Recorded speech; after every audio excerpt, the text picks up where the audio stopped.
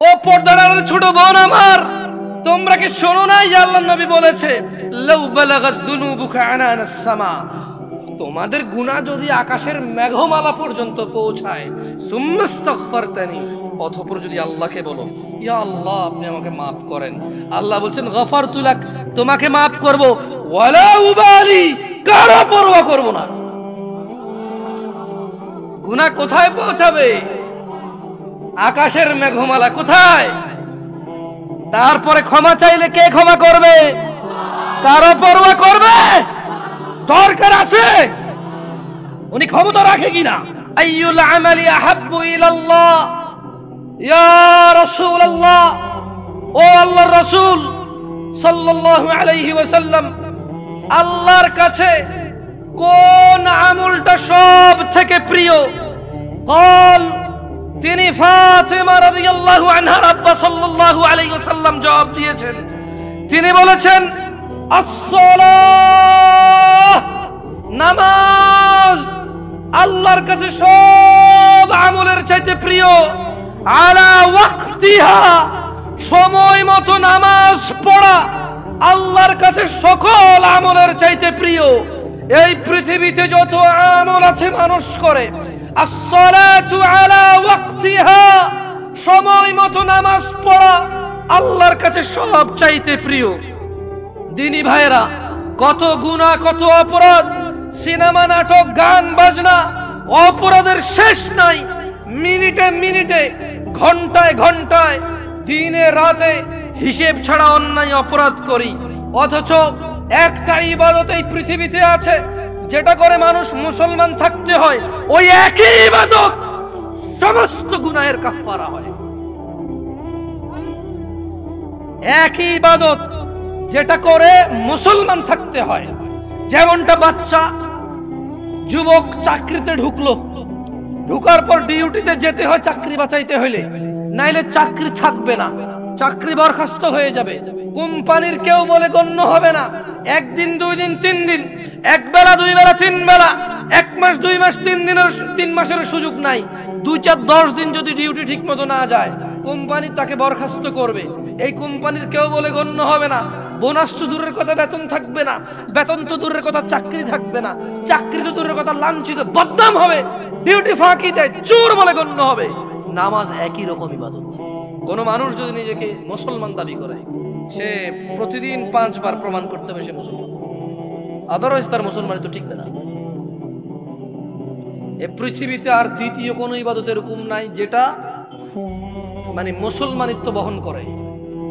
দাড়ি কাটলে গুনাহ, কেউ যদি বলে যে দাড়ি কাটলে সমস্যা নাই, গুনাহ নাই, তখন যাই সে কুফরি করবে, আদারওয়াইজ কুফরি হবে না, তার গুনাহ হবে।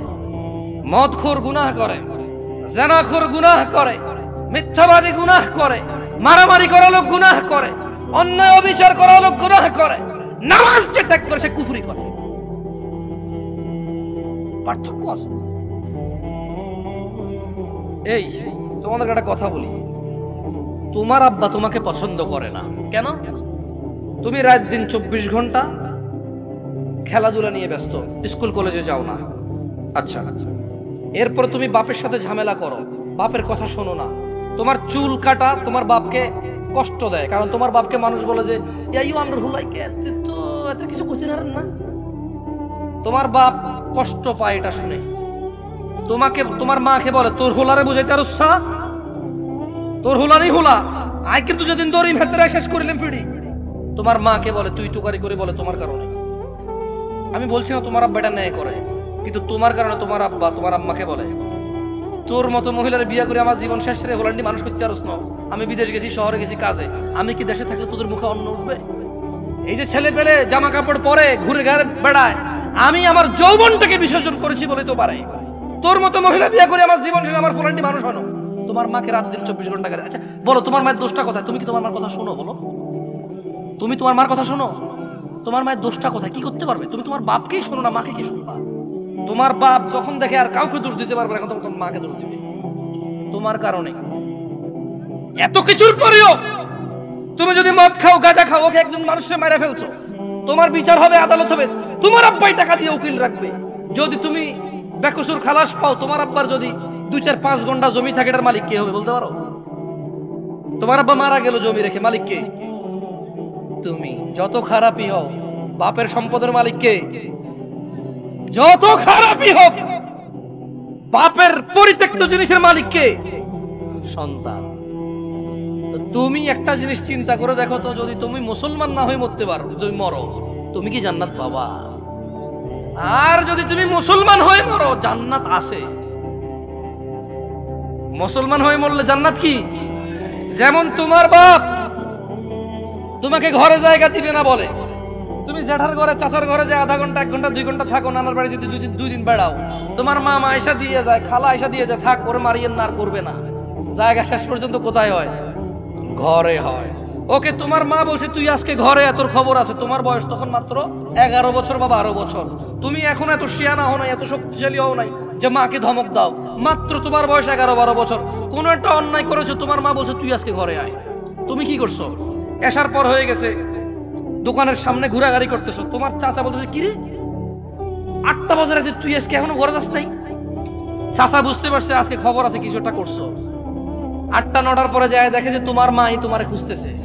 এরকম হয় না? তোমার মাই তোমারে খুঁজতেছে যে আমগো আব্দুর রহিমের দেখছেন নি কিল্লাই, আরে এতরে কইছিলাম আজকে ঘরে এলাতে, ওনাটা তো আমার জীবনটা শেষ করে দিচ্ছে, এই সেই হ্যান তুমি যা যা করছো বলছে। বলার পরে তোমার মাই কিন্তু তোমারে, যখন এখনকার কথা বলছি না, তোমার মায়ে তোমাকে চেরাগ নিয়ে চেরাগের যুগে খুঁজছে, হারিকেন নিয়ে হারিকেনের যুগে খুঁজছে, এখন মোবাইলের ফ্ল্যাশ লাইট দিয়ে তোমাকে খোঁজে। তোমার মা খোঁজে না? দেখছো, তোমার মায়ের সন্তান তুমি, অন্যায় করছো বলছে ঘরে জায়গা দিবে না, 2টা শলা দিয়ে বাড়িও দিছে, কিন্তু আবার মাই রান্না করে খাওয়াইছে, আবার মাই ওই মায়ের দাগের মধ্যে মাই তেল মালিশ করে দিছে। মুসলমান হয়ে মরো ভাই। এই যে আগুনে জ্বলে যদি পুড়ে আল্লাহ ছাই করে দেয়, ওটাকে আল্লাহ আবার জীবনের নদীতে ধুয়ে পবিত্র করে জান্নাতে ঢুকাই দেবে। আল্লাহর হয়ে মরো, আল্লাহর হয়ে মরো। সালাত ছাড়া বিকল্প নাই। আমি কি তোমাদেরকে জাহান্নামে ফেলতে আসছি এটাকে মনে করো? আমার নিজের গ্যারান্টি আছে, আল্লাহ আমাকে আশ্রয় দিক। আমি আল্লাহর কাছে দোয়া করি, আল্লাহ আমাকে ও তোমাদেরকে ক্ষমা করে দিক। আমাকে আমার যত গুনাহ আছে, তোমাকে তোমার যত গুনাহ আছে, আমার মতো করে আমার যে যে গুনাহগুলো আছে, তোমার মতো করে তোমার যা যা গুনাহ আছে, আল্লাহ সবগুলো মাফ করে দিক। আমি দোয়া করি। আমি তো তোমাকে এখানে জাহান্নামের ভয়, মানে জাহান্নামে, তোমাকে জাহান্নামে বলতে আমি আসিনি, আমার কাজ না এটা। আমি শুধু তোমাকে এতটুকু বলতে, আজকে আমি মাহফিল আসতাম না, ওয়াল্লাহি এটা 4 দিন আগের মাহফিল। কয়দিন আগের মাহফিল? 4 থেকে 5 দিন আগে কনফার্ম হয়েছে যে এখানে আসবো। আমি ওনাদের শর্ত দিছি যে ভাই রবিবার আমি বলছি যে দেখেন শুক্রবারের মধ্যে যদি হয় ওকে, নাহলে আমি পারবো না আসতে। আমি এখন বাড়িতে আছি, আমি আসতে পারবো, আদারওয়াইজ আমি পারবো না, ব্যস্ত হয়ে যাবো। তা আমি 4 দিন 5 দিন আগে মাহফিল নিয়ে এখানে আসতাম না। আমি আসছি কেন জানো? আমি কল্পনা করে রেখেছিলাম যেটা নোয়াখালী ওয়াজ।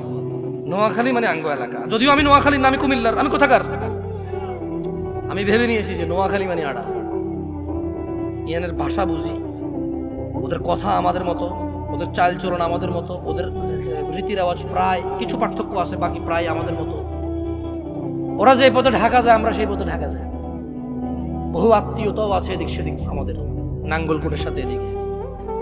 আমি চিন্তা করছি যে আমি যাবো ওয়াজে গিয়ে আমার ছোট ভাইগুলার, আমি ওয়াল্লাহি আমি আজকে আসছি শুধু তোমাকে এটাই বলার জন্য যে মুসলমান হয়ে মরতে হবে। আর যাই হোক, কি হয়ে মরতে হবে? প্রতিজ্ঞা করতে হবে। কিসের প্রতিজ্ঞা? মুসলমান হয়ে মরতে হবে। তোমরা কি খেয়াল করেছিলে আমি প্রথমে একটা আয়াত পড়েছিলাম, ইয়া আইয়ুহাল্লাযীনা আমানু, আল্লাহ বলছে হে তোমরা যারা ঈমান এনেছো, ইত্তাকুল্লাহ, আল্লাহর তাকওয়া অবলম্বন করো, হাক্কা তুকাতিহ, আল্লাহকে ভয় করো যেভাবে আল্লাহকে ভয় করা উচিত। ওয়ালা তামুতুন, আর তোমরা মৃত্যুবরণ করিও না, ইল্লা ওয়া আনতুম মুসলিমুন, মুসলমান হওয়া ছাড়া তোমরা মরিও না। ও তোমরা যারা ঈমান এনেছো, ও তোমরা যারা নিজেকে মুমিন বলো, ওয়ালা তামুতুন, মৃত্যুবরণ করিও না, ইল্লা ওয়া আনতুম মুসলিমুন, মুসলমান হওয়া ছাড়া। এটা হচ্ছে আল্লাহর দাওয়াত, এটা হচ্ছে আল্লাহর ওয়ার্নিং, এটা হচ্ছে আল্লাহর আদেশ, এটা হচ্ছে আল্লাহর সতর্কতা বাণী যে শুনো, মুসলমান হওয়া ছাড়া মরিও না। কারণ যে ঈমান ছাড়া মরবে, যে কাফির মুশরিক বেঈমান হয়ে মরবে, সে যত ভদ্র নম্র হোক, সে কোনোদিন জান্নাতে প্রবেশ করবে না। আর মুসলমান ও যত খারাপ হোক কেন, তোমরা কি হাদিসে কুদসি পড়ো নাই? আল্লাহর নবী বলেছে, লাউ বালাগাত যুনুবুকা আনানাস সামা। তোমরা কি হাদিসে কুদসিটা পড়ো নাই ছোট ভাই আমার, ও পর্দার ছোট বোন আমার? তোমরা কি শোনো নাই আল্লাহর নবী বলেছে, লাউ বালাগাত যুনুবুকা আনানাস সামা, তোমাদের গুনাহ যদি আকাশের মেঘমালা পর্যন্ত পৌঁছায়, সুম্মাস্তাগফারতানি, অতঃপর যদি আল্লাহকে বলো, ইয়া আল্লাহ আপনি আমাকে মাফ করেন, আল্লাহ বলছেন গফারতু লাক, তোমাকে মাফ করব, ওয়ালা উবালি, কারো পরোয়া করব না। গুনাহ কোথায় পৌঁছাবে? আকাশের মেঘমালা কোথায়? তারপরে ক্ষমা চাইলে কে ক্ষমা করবে? কারো পরোয়া করবে? দরকার আছে উনি ক্ষমতা রাখে কিনা। তোমরা কি সূরা ফুরকান পড়ো না ভাই আমার? ওখানে কি আল্লাহ বলে নাই, ইল্লা মান তাব, অতঃপর যে তওবা করবে, ফিরে আসবে, ওয়া আমানা, ঈমান আনবে, ওয়া আমিলা আমালান সালিহা, ঈমান আনার পর কিছু ভালো কাজ কর্ম করবে, ফাউলাইকা ইউবাদদিলুল্লাহু সাইয়্যাতিহিম হাসানাত, আল্লাহ সমস্ত গুনাহকে নেকিতে পরিবর্তন করে দেবে। তোমার গুনাহগুলোকে আল্লাহ নেকিতে করার সক্ষমতা রাখে কিনা? ওনাকে এটাতে বাধা দেওয়ার কেউ ক্ষমতা রাখে? কেউ প্রশ্ন করার ক্ষমতা রাখে? তোমার গুনাহ হচ্ছে এটা, আল্লাহ বলছে যে তোমার গুনাহ যাই হোক, যত হোক, মাপ চাও, ঈমান আনো, ভালো কাজ করো, গুনাহকে কি করবে? নেকি করবে। গুনাহকে কি করবে? অন্যদিকে আল্লাহ বলছে যে গুনাহ যদি কোথায় লাগে? আকাশের মেঘমালা কোথায়? মাপ কার কাছে চাইলে উনি কি করবে? কারো পরোয়া করবে বলছে? আরবিটা শেখো, বলো ওয়ালা উবালি, বলো ওয়ালা উবালি, কারো পরোয়া করব না, এটা আল্লাহ বলছে। আল্লাহ বলছে যে বলো সুম্মাস্তাগফারতানি, যদি আল্লাহর কাছে ক্ষমা চাও, বলো যদি আল্লাহর কাছে ক্ষমা চাও, বলো গফারতু লাক, আল্লাহ বলছে ক্ষমা করব, ওয়ালা উবালি, কারো পরোয়া করি না। এর চেয়ে বেশি কিছু লাগবে তোমার? মরতে হবে কি হয়ে? মরতে হবে কি হয়ে? এই পৃথিবীতে হাজার অপরাধ, গুনাহ না কুফরি? নামাজ ছাড়ার অপরাধ গুনাহ না কুফরি? দিনে কয় ওয়াক্ত নামাজ ফরজ? কয় রাকাত ফরজ? এই 70 রাকাত ব্যতীত আল্লাহ নবী সাল্লাল্লাহু আলাইহি ওয়াসাল্লামের যুগে সাহাবারা কাউকে মুসলমানই মনে করত না। বুঝো নাই? সাহাবারা বলছেন যে মানে আল্লাহ নবীর যুগে সাহাবারা সাল্লাল্লাহু আলাইহি সাল্লাম কোন গুনাহকে কুফরি মনে করত না, শুধু যে নামাজ ছেড়ে দিত, নামাজ ত্যাগের গুনাহকে তারা কি মনে করত? কুফরি মনে করত। আমি আর তোমাদের বেশি কিছু বলবো না, আমি চলে যাব। শোনো, ছেলে যত খারাপই হোক, যত অন্যায় অপরাধ করুক, শেষ পর্যন্ত পাপের সম্পদের মালিক কে? আরেকজন পৃথিবীর যত ভদ্র হোক, নম্র হোক, ও পাবে কিছু। মা তার সন্তানকে যতই মারুক, শেষ পর্যন্ত সলাদ দাগের মধ্যে, বেতের দাগের মধ্যে তেলটা কে লাগায়? মলমটা কে লাগায়? চুলগুলো কে আশ্রয় দেয়? জামা কাপড়গুলো কে ধুয়ে দেয়? মা ধুয়ে দেয়। জ্বর হলে মাথায় জলপট্টি কে দেয়? মা দেয়। আবার এই মাই কিন্তু এক একবার খেপে গেলে শলার মুঠা ভেঙে ফেলে ফিরতে ফিরতে করে কিনা? আস্থা রাখো ভাই আমার, কোরআন সুন্নাহর মধ্যে আস্থা রাখো। আমরা যদি আল্লাহর বান্দা হই, কার বান্দা? আমরা কার বান্দা হব? তোমাকে আমি বলি, শোনো, আমি শেষ আমার ওয়াজ। আমরা যদি আল্লাহর বান্দা হয়ে মরতে পারি, এরপরে আমরা যখন আল্লাহর সামনে যাব বিচারের মাঠে, কোরআন সুন্নাহ অনুযায়ী, তোমাকে আবার বলতেছি, তুমি যদি কোরআন পড়ো, হাদিস পড়ো, তুমি এগুলা দেখবে, এভাবে জিনিসটা বুঝতে পারবা। তুমি যখন আমরা মরবো, হিসাবের টাইম আসবে, আল্লাহর সামনে যখন আমরা উপস্থিত হব, যখন আমরা কুফরি করব না, শিরিক করব না, যখন আমরা কি করব না, কুফরি করব না, শিরিক করব না, আল্লাহর সামনে গেলে আমাদের অনেক গুনাহ যদি থাকে, এটা আল্লাহর ক্ষমতা, আল্লাহ আমাদেরকে শাস্তি দিবে অথবা ক্ষমা করবে। আল্লাহ আমাদের শাস্তি দিবে অথবা ক্ষমা করবে, এটা কার ইখতিয়ার? সিদ্ধান্ত কার? ধরে নাও আল্লাহ আমাদেরকে ক্ষমা করে দিয়েছে, তাহলে আল্লাহ আমাদেরকে জান্নাত দিল। কি দিল? ওকে, ধরে নাও আল্লাহ আমাদেরকে ক্ষমা করে নাই, তাহলে আল্লাহ আমাদেরকে শাস্তি দিবে। কি দিবে? কিন্তু ওই যে আমরা মুমিন মুসলমান, এই শাস্তি চিরস্থায়ী হবে না। কি হবে না? কি হবে না? ওই যে যার যে অপরাধ, চুরি করলে 6 মাস জেল, ডাকাতি করলে 1 বছর জেল, মানুষ মারলে 12 বছর যাবজ্জীবন জেল, ওই হিসেবে আমাদের অন্যায় অপরাধ অনুযায়ী শাস্তি পাবো। কি পাবো? যদিও শাস্তি বড় ভয়ঙ্কর, আল্লাহ আমাদেরকে আশ্রয় দিকে। আমি তোমাদের বলি, আবার বলি, শোনো, বুঝার জন্য বলি। আমি তোমাদেরকে কি বলতে চাচ্ছি তোমরা কি বুঝতেছো ভাই? আমি বলতেছি না যে অপরাধ করো, আমি মূলত বলতে চাচ্ছি তোমরা মুসলমান হয়ে মরো ভাই। আমি মূলত বলতে চাচ্ছি আমি যাতে মুসলমান হয়ে মরতে পারি, কারণ মুসলমান হয়ে মরলে অন্যায় অপরাধ থাকলেও আল্লাহ যদি ক্ষমা করে দেন তিনি গফুরুর রহিম, আর যদি আল্লাহ বিচার করে তাহলে তিনি কহার, কঠোর। তিনি যদি শাস্তি দেয় কেউ শাস্তি ঠেকাতে পারবে না, কিন্তু তিনি কারো উপরে জুলুম করবে না, অপরাধ অনুযায়ী শাস্তি ভোগ করবে। এরপরে আল্লাহকে পবিত্র করে সুন্দর করে জান্নাতে ঢুকাই দেবে। আর শোনো শোনো শোনো শোনো শোনো শোনো শোনো শোনো, তোমার চাইতে ছোট জান্নাত কেউ পায় নাই। তুমি এই পৃথিবী সমান 10টা পৃথিবীর মতো জান্নাত পাবা। তোমার চাইতে ছোট জান্নাত কেউ পায় নাই, এর থেকে ছোট আর কম কেউ পায় নাই। পৃথিবীর তুলনায় পৃথিবীর চাইতে বড় 10 গুণ বড় জান্নাত পাবা। কি হয়ে মরতে হবে? কয় রাকাত নামাজ পড়ে মুসলমানরা? কয় রাকাত? 17 রাকাত। যাও, আরো 2-1 মিনিট বলবো নাকি?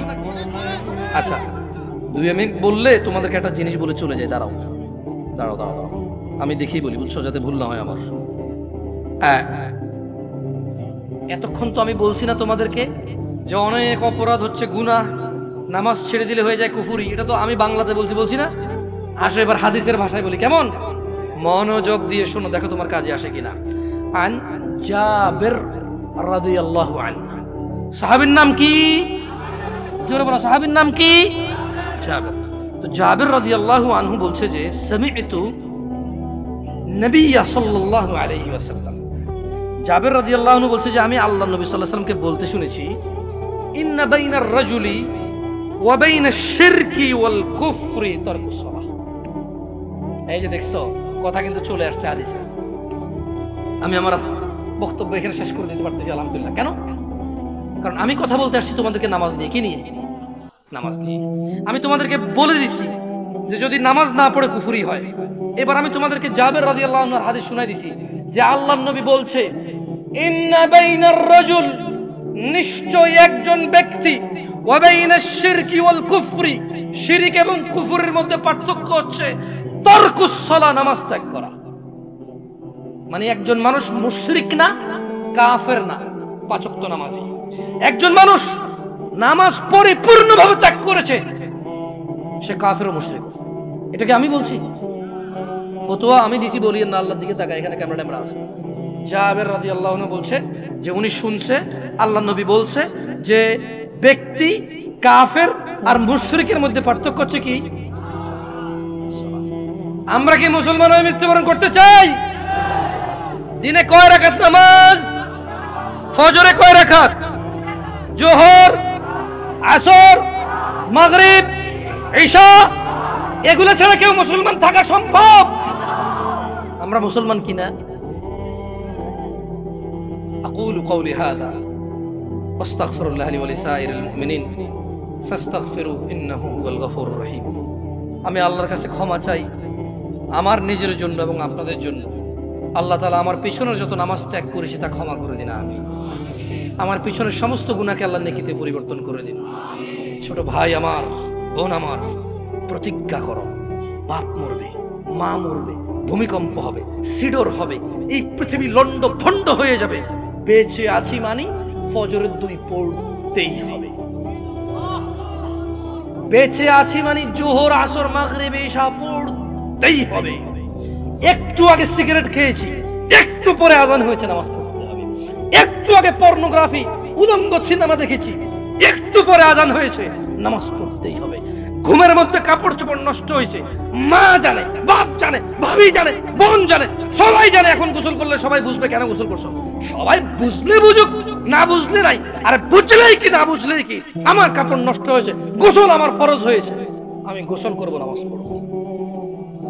রাতে আমার ঘুম আসে নাই, বন্ধু বান্ধবের পাল্লায় পড়ে সারা রাত বসে বসে উলঙ্গ ছবি দেখেছি, যা অত্যন্ত ঘৃণিত এবং যা আমার জীবনকে তছনছ করে দেবে, যা আমার জীবনের বরকত নষ্ট করে দেবে, যা আমাকে লাঞ্ছিত অপমানিত করবে, এমন অপরাধে লিপ্ত ছিলাম। কারণ এই জানাবে বিচার যে করবে, যে জানার সাথে জড়িত, সে অপদস্থ হবেই হবে। আখিরাতে তার আছেই এই একটাই অপরাধ, জানাবে বিচার, একটাই অপরাধ অশ্লীলতা, যেটা শাস্তি আল্লাহ দুনিয়াতে দিয়ে দেয়। কোথায় দেয়? আখিরাতে তো আছেই। সারা রাত উলঙ্গ ছবি দেখেছো, দেখে নিজের জামা কাপড় নষ্ট করেছো, অপবিত্র করেছো নিজেকে, অসুবিধা নাই। গুনাহ যা হওয়ার হয়ে গেছে, গুনাহ নিয়ে পড়ে থাকলে চলবে না। গুনাহ যা হওয়ার হয়ে গেছে, গুনাহ নিয়ে পড়ে থাকলে চলবে না। যাও গোসল করো, ফজরে আযান হয়েছে, সালাতে যাও, 2 রাকাত সুন্নাত পড়ে আল্লাহর কাছে ক্ষমা চাও, 2 রাকাত ফরজ পড়ে আল্লাহর কাছে ক্ষমা চাও। আর দেখবা না, প্রতিজ্ঞা করো। আবার দেখে ফেলেছো, অসুবিধা নাই, জোহরে আযান হয়েছে, যাও মসজিদে যাও, গোসল করে 2 রাকাত নামাজ পড়ো, আল্লাহর কাছে ক্ষমা চাও, প্রতিজ্ঞা করো, আর দেখবা না। আবার দেখে ফেলেছো, অসুবিধা নাই, পরের ওয়াক্ত আযান হয়েছে, যাও মসজিদে যাও। কারণ মনে রাখবা, সকল অপরাধ গুনাহ, নামাজ যদি ছুটে যায় কুফরি আর শিরকি হয়ে যাবে, ছাড়া যাবে না নামাজ। আমি কি বুঝাইতে পেরেছি? আল্লাহ সুবহানাহু ওয়া তাআলা কোরআনুল কারীমে বলছেন যে কুল, বলো, তাআলাউ আতলু মা হাররামা রাব্বুকুম আলাইকুম, বলছেন যে বলো, এসো, তোমাদের প্রতিপালক তোমাদের জন্য যা নিষিদ্ধ করেছেন তা তোমাদেরকে পড়ে শোনাই। আল্লাহ রাসূল সাল্লাল্লাহু আলাইহি সাল্লামকে আল্লাহ বলছেন, আপনি আপনার উম্মতকে ডেকে বলেন, কি বলেন? তাআলাউ, আসো, আতলু মা হাররামা রাব্বুকুম আলাইকুম, তোমাদের পড়ে শোনাই যা তোমাদের প্রতিপালক তোমাদের জন্য নিষিদ্ধ করেছে, হারাম করেছে। তা কি? আল্লা তুশরিকু বিহি শাইআ, তোমরা তোমাদের রবের সাথে অংশীদারিত্ব করবা না। ওয়াবিল ওয়ালিদাইনি ইহসানা, পিতামাতার সাথে সৎ ব্যবহার করবা। ওয়ালা তাকতুলু আওলাদাকুম মিন ইমলাক, এবং দরিদ্রতার ভয়ে তোমাদের সন্তানদের হত্যা করবা না। কেন? আল্লাহ বলছেন আপনি এদের পড়ে শোনান, নাহনু নারযুকুকুম ওয়া ইয়্যাহুম, ওদের পড়ে শোনান যাতে সন্তান সন্ততি হত্যা না করে রিজকের ভয়ে। কেন আল্লাহ বলছেন নাহনু নারযুকুকুম, আমরাই তোমাদের রিজিক দেই, অন্ন, বস্ত্র, সুস্থতা, খ্যাতি, সম্মান, যা কিছু আছে সবকিছু আল্লাহই দেয়। ওয়া ইয়্যাহুম, এবং যাদেরকে তোমরা হত্যা করো রিজকের ভয়ে, মানে এদেরকে কি খাওয়াবা, এদের ভরণ পোষণের ভয়ে যাদের হত্যা করো, ওদেরও আমরাই ভরণ পোষণ দেই, আমরাই রিজিক দেই ওদের। ওয়ালা তাকরাবুল ফাওয়াহিশা মা যাহারা মিনহা ওয়া মা বাতান, ইয়া হাবিবুল্লাহ,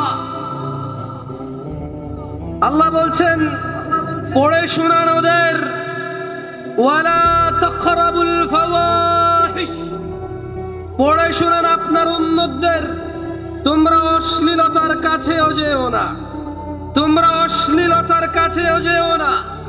মা যাহারা মিনহা ওয়া মা বাতান, যা দেখা যায় আর যা দেখা যায় না।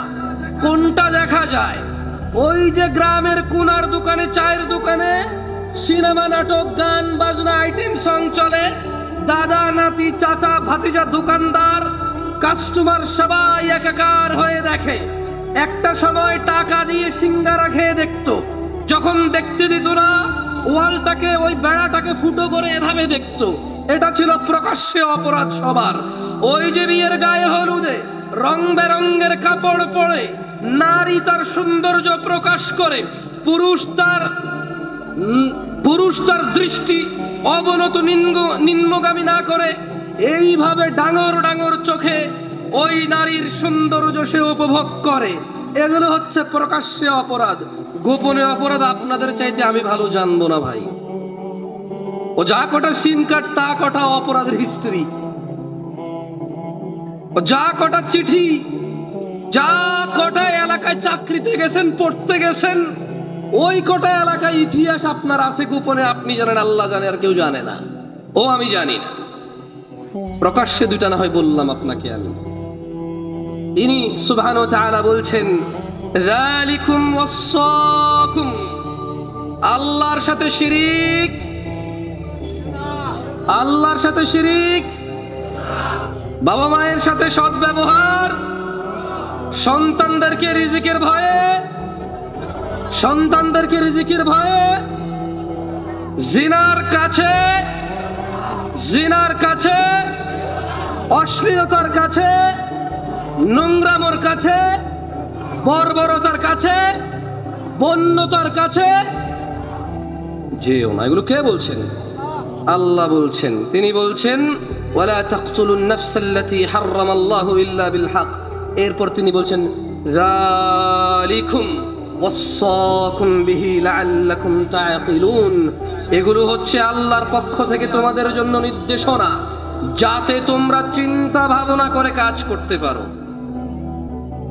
উপস্থিত ভাই আমার, যুবক অথবা বৃদ্ধ, সুস্থ এবং অসুস্থ, দরিদ্র এবং সচ্ছল, উপস্থিত আমার বোনরা, সুস্থ এবং অসুস্থ, দরিদ্র অথবা স্বচ্ছ, আপনাদের বলি এগুলো হচ্ছে আল্লাহর পক্ষ থেকে নির্দেশ, যাতে আমরা চিন্তা ভাবনা করতে পারি। আমি অশ্লীলতায় ফিরে আসবো ইনশাআল্লাহ। আমি আমার বক্তব্য অশ্লীলতায় নিয়ে দিব ইনশাআল্লাহ। আমি জানি আপনারা আমার চেয়ে কম জানেন না, আস্থা রাখেন। এখানে কথা বলতে উঠেছি, কখনো এরকম অনুভব করে কথা বলছি না যে আমি অনেক বুঝি আপনারা বোঝেন না, আর যা যা বলি তা আমার হয় না, শুধু আপনাদের এই অপরাধগুলো হয়। বক্তা এবং শ্রোতা উভয়ের সংশোধনের উদ্দেশ্যে বলছি, সব বক্তার সংশোধনের জন্য আমি বলছি না। অ্যাজ আজকের বক্তা আমি আপনাদের বক্তব্য দিচ্ছি, যাতে আমি ভয় করি আল্লাহকে, যে আমি আপনাকে নিষেধ করেছি যে কাজ, সে কাজ আমি কিভাবে করি। যখন তিনি সুবহানাহু ওয়া তাআলা বলে যে তোমরা এমন কিছু মানুষকে নিষেধ করো অথচ তোমরা নিজেরাই করো, এটা আল্লাহর কাছে সবচেয়ে অপছন্দনীয় কাজ। আমি চাই ওই আয়াত আমাকে থামাক, যখন আমি আপনাকে নসিহত করি, যাতে এই নসিহত আমাকে থামায় আমার অপরাধ থেকে। আর দেখেন আপনার কোনো কাজে আসে কিনা। আমি তো কোনো মাদ্রাসার ছাত্র না, কোনো স্কুলের ছাত্র না, কলেজ ইউনিভার্সিটির চোখে আমি দেখিনি। একবার গেছি, আমার এক খালাতো সম্বন্ধী নিয়ে গেছে, দেখার পরে ঢুকছি, ঢোকার পরে যেমনে সবাই বসে আছে, আমি বললাম ভাই বের হবো, বের হবো, বের হবো ভাই। আমি বললাম যে না, এখানে থাকা যাচ্ছে না, ভাল লাগছে না। তা আমার মনে হয় 2 মিনিট টিকি নাই আমি। হয়তো কলেজ ইউনিভার্সিটি স্কুলের ভিতরের পরিস্থিতি হয়তো ভালো, তবে বাহিরে খুব একটা ভালো লাগেনি আমার। আমার ভালো না লাগা যে একবারে খারাপ তা না, আপনার কাছে ভালো লাগতেও পারে। শোনেন, কয়টা পর্যন্ত টাইম পাবো ভাই? 30 মিনিট বলছেন, আমি কয়টায় উঠছি ভুলে গেছি, টেনশন কাজ করতেছে। 10টা 5, জাযাকাল্লাহ খাইর, 15 মিনিট অনেক সময়, মাশাআল্লাহ। বলেন তো এই পৃথিবীতে 1 সেকেন্ড কেউ কিনতে পারবে? 15 মিনিট অনেক সময় না? বলেন তো একটা হাদিস মানুষের জীবন পরিবর্তনের জন্য যথেষ্ট কিনা? একটা আয়াত যথেষ্ট কিনা জান্নাতের জন্য? তো তাইলে 15 মিনিট অনেক সময়, খায়ের ইনশাআল্লাহ। কথা বলছিলাম অশ্লীলতা নিয়ে। কেউ মাইন্ড করিয়েন না, এটা একটু বিব্রত হই অনেক সময়। উঠাইলে কি হাঁটা শুরু করে, আর ভালো লাগে না। যাদের বয়স 30-এর কম তারা একটু উঠে দাঁড়ান তো, সবাই উঠিয়েন না, যাদের 30-এর কম উঠে দাঁড়ান। সালাম, তাকবীর, তাকবীর, তাকবীর, লা ইলাহা ইল্লাল্লাহ, লা ইলাহা ইল্লাল্লাহ, লা ইলাহা ইল্লাল্লাহ, লা ইলাহা ইল্লাল্লাহ। শোনো ভাই, সরি, ওই শোনো টুনো বললে অনেকে বলে যে কি বেয়াদব তুমি করে বলছো সবাই, কেন বড়রা নাই? যারা বড় আছেন আপনারা হচ্ছেন আপনি, আর যারা তোমরা আছো তোমরা। ওকে, বেশিরভাগ তোমাদের বলবো, বড়দের বেশি বলবো না। পরে বড়রা বলবো যে আমি দুনিয়াতে আগে আছি, তুই আগে এসেছিস বেটা, তোর থেকে কম বুঝি, হ্যাঁ, বয়সের একটা শিক্ষা আছে না। আঙ্কেল আমি হার মানছি আপনার কাছে, তোমরা ঠিক আছো তো? যাও তোমাদের বলি, আঙ্কেল আপনাদেরও মাঝে মধ্যে বলবো। আচ্ছা যাই হোক, কি করবো এখন? তুমি অনেক সময় ভাষাগত দিক থেকে অনেক বক্তাই তুমি বলে, এখন অনেকে মাইন্ড করে। আপনাদেরকে যদি ছোট করার হইতো তাহলে তুমি করে ছোট করতো না, বক্তারা ভিন্নভাবে হয়তো বলতো। আউযু বিল্লাহি মিনাশ শাইতানির রাজিম। আল্লাহ সুবহানাহু ওয়া তাআলা বলছেন, কুল ইয়া রাসূলুল্লাহ, আপনাদের বলে দিন, ইন্নামা হাররামা রাব্বিয়াল ফাওয়াহিশ, আমার রব হারাম করেছে অশ্লীলতা। কি হারাম করেছে? কে হারাম করেছে? সবাই একটু আমার সঙ্গে বলেন কেমন? কি হারাম করেছে? কে হারাম করেছে? এটা চূড়ান্ত কিনা? আল্লাহর কথার উপরে কারো কথা আছে? সেম কথাই বলছে যে মা বাহারা মিনহা ওয়া মা বাতান, অশ্লীলতা যেটা গোপনে হয় অথবা প্রকাশ্যে হয়, এটা কে হারাম করেছে? আল্লাহ হারাম করেছে। আমরা আজকে যদি আমাদের অশ্লীলতাকে বাদ দেই, আমাদের কি খুব বেশি একটা অপরাধ আছে? ওই 16 বছরের বাচ্চার কি এমন অপরাধ বলতে পারেন আমাকে? ও মদ খায় না, ও ব্যবসা বাণিজ্য চাকরি করে না যে ও মিথ্যা কথা বলতে হবে, ওর সেই ক্ষমতা হয়নি যে সে ঘুষ খাবে, সুদ খাবে। আমাকে আপনি বলতে পারেন 16 বছরের 18 বছরের এই ছেলেটা, আমাকে বলতে পারেন 25 বছরের আমার এই বেকার যুবক ভাই, অথবা মাত্র সদ্য চাকরিতে জয়েন করেছে, একেবারে একটা কোম্পানির নিম্ন শ্রেণী, তার ক্ষমতা নাই এখানে সে অবৈধ কিছু করবে। আর ভাই সব চাকরি তো সরকারি নেই, দেশে সব মানুষ সরকারি চাকরি করে,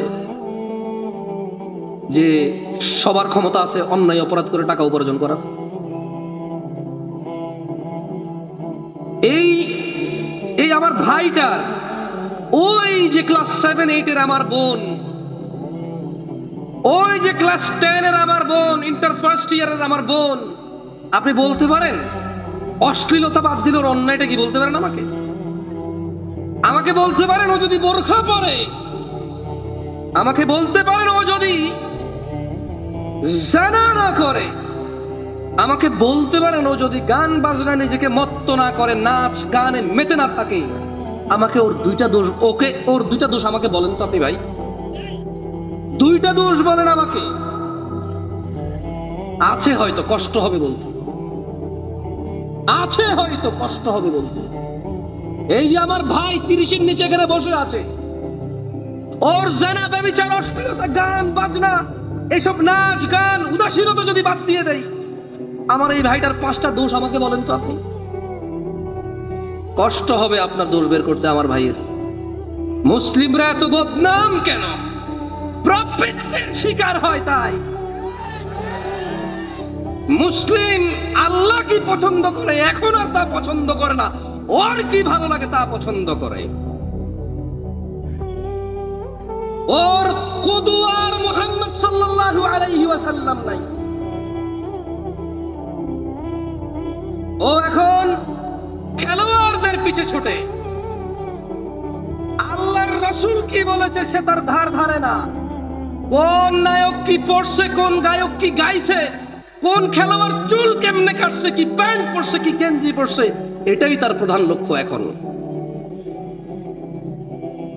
আল্লাহ আমাদেরকে বুঝার তৌফিক দান করুন। একটা হাদিস বলে আমি আমার বক্তব্যের একদম শেষের আগের পর্বে আসবে, এরপরে কয়েকটা আয়াত পড়ে আপনাদের শোনাবো ইনশাআল্লাহ। দেখেন আপনাদের কোনো কাজে আসে কিনা, দেখেন হৃদয় কম্পিত হয় কিনা।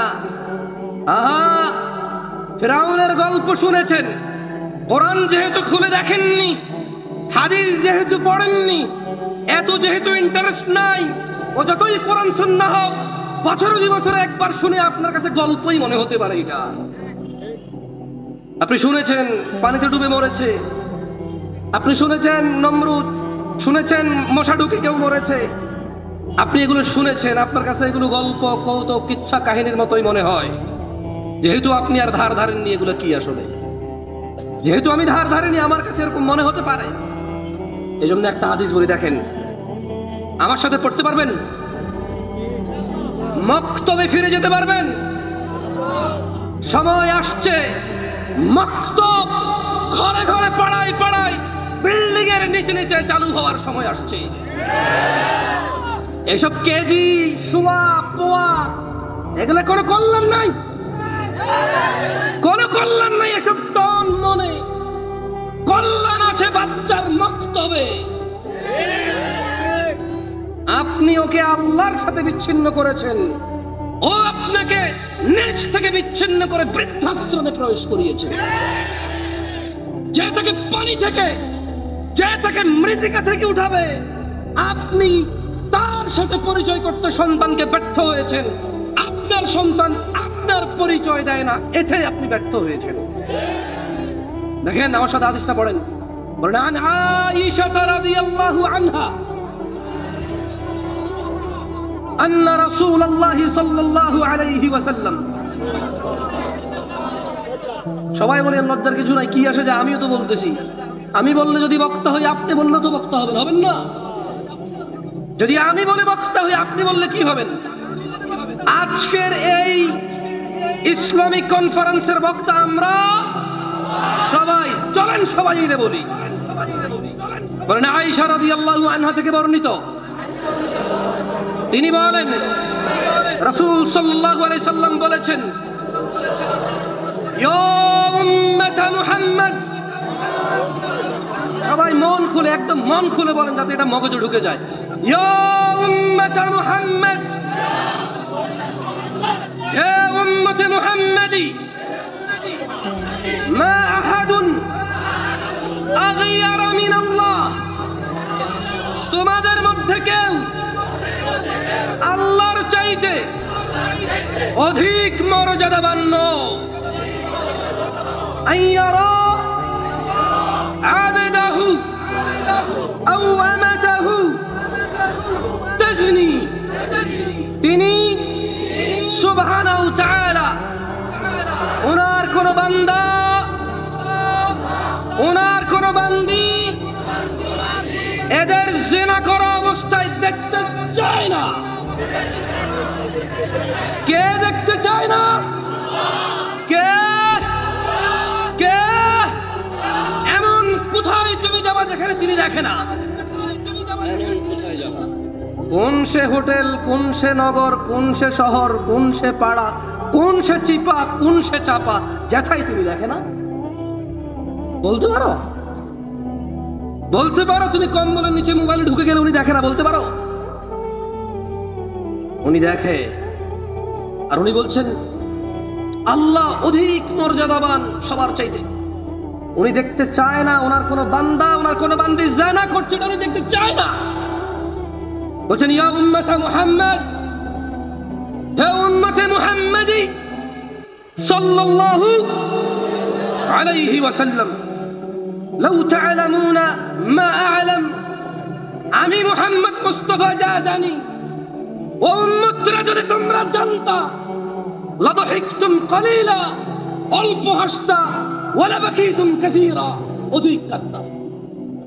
সরি ভাই, বহুত চিন্তা করে আসছি, উত্তরা অনেক পয়সা এলাকা আসছি, খুল হয়ে কথা বলতে পারি নাই, দুঃখিত। চেতে খেপেই গেছি। আমার এই অভ্যাস কবে যে বদলাবে, এই দোষ আর আমার যাবে না।